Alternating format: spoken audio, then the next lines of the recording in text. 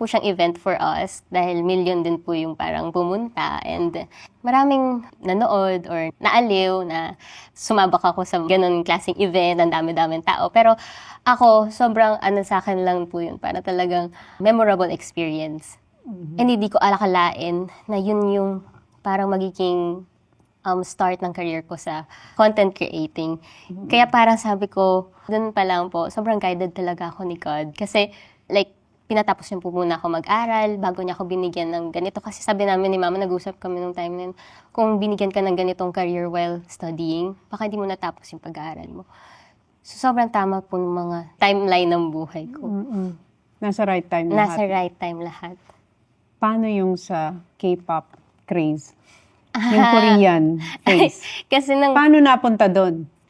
college days po, mahilig ako manood ng K-drama.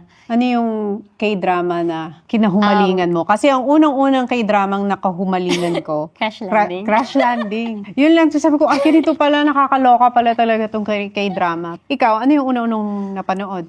Reply 1997. Maganda? Maganda. Kinahangaan ko dun sa mga K-drama kasi po, yung paggawa nila ng story. Like, ang galing po nila. Hanggang sa parang, sabi ko nanonood ako, parang ayoko nang tumitingin sa subtitles.